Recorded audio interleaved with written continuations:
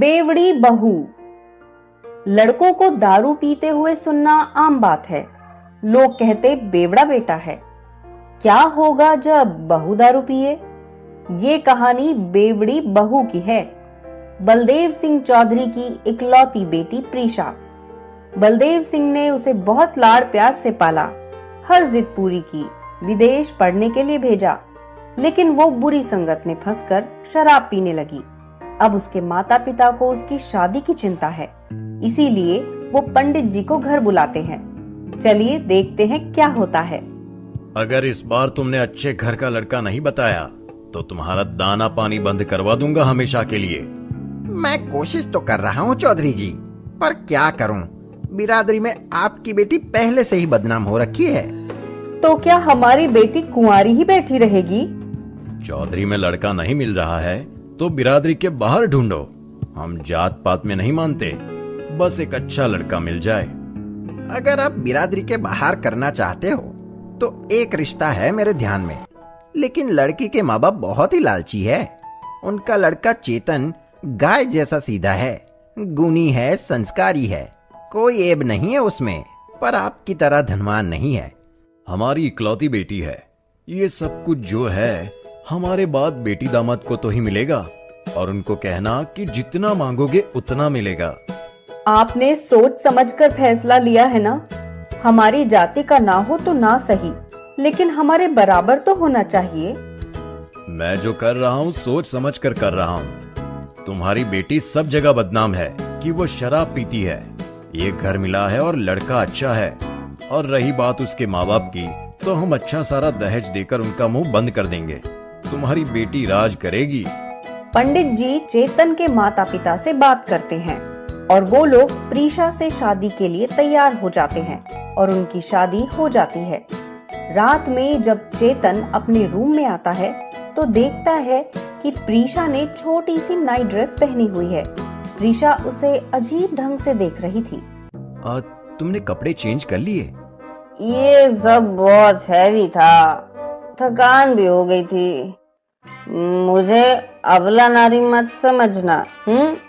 तबला बजाती हूँ मैं। खबरदार जो मुझे रोकने टोकने की कोशिश की तो मैं अपनी मर्जी से जीऊंगी, पार्टी करूंगी, शराब पीऊंगी, मजे करूंगी। हाँ, इस तरह प्रीशा बोलते बोलते सो गई। शादी को 6 महीने हो गए। प्रीशा रोज पार्टी में जाती और शराब पीकर आती। चेतन के घर वाले बलदेव और कुंती को प्रीशा के बारे में बताते तो वो लोग महंगे गिफ्ट देकर उन्हें चुप करवा देते। प्रीशा रोज पीकर हंगामा करती। एक दिन प्रीशा पीकर आई।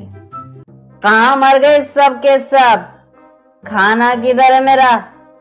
अरे ओ सासू जी, बड़े बड़े गिफ्ट लेते मटक मटक के ले रही थी।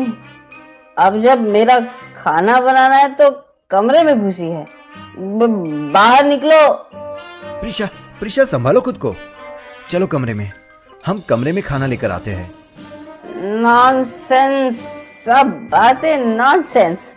अच्छे घर के बेटे पी सकते हैं, बहू क्यों नहीं? देखो जी देखो, ये मेरी ससुराल है। थोड़ी देर बाद चेतन हॉल में आता है। तभी मदन लाल जी कहते हैं कि अब कैसी है बहू? ठीक है, सो रही है। बस बहुत हो गया। कल के कल इसके माँ बाप को बुलाओ, उनकी लाडली बेटी की करतूत सुनाओ, उन लोगों को भी तो पता चले।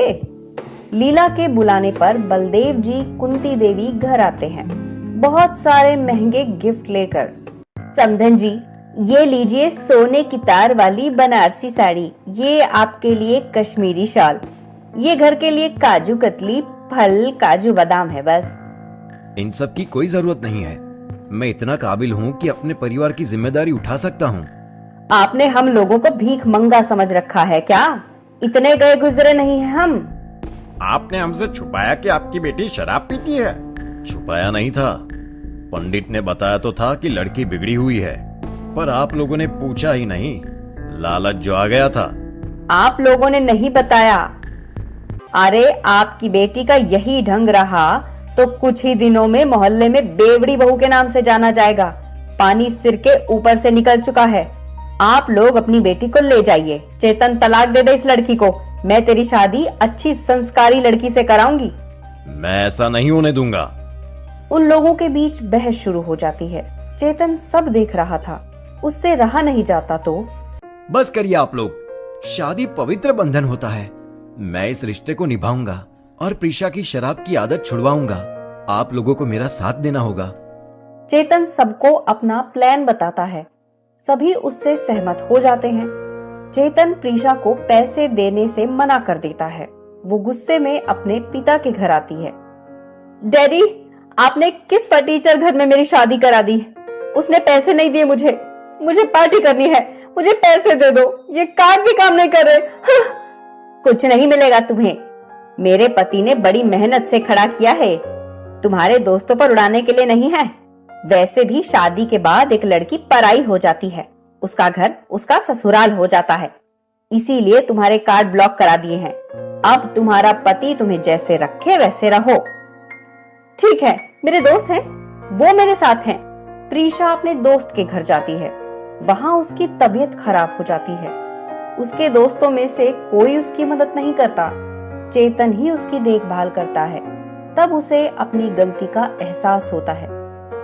मुझे माफ कर दो, मैंने बहुत बड़ी गलती की है। अब मैं समझ चुकी हूँ। क्या तुम मुझे माफ करोगे चेतन? मैंने तुम्हें माफ कर दिया प्रीशा। मुझे प्रॉब्लम तुमसे नहीं, तुम्हारी शराब पीने की आदत से है। मॉडर्न दिखने के लिए शराब पीना जरूरी नहीं है। शराब सेहत के लिए हानिकारक है। चलो नई शुरुआत करते हैं। तो कल मेरे साथ रिहैब सेंटर चलो, डॉक्टर से मिलो, शराब की पीने की आदत छोड़ो। प्रीशा रिहैब सेंटर में जाती है। उसकी शराब पीने की आदत छोड़ देती है। चेतन के साथ अब वो खुशी खुशी रहने लगती है। आज भी कभी कभी लीला उसे बेवड़ी बहू कहती है।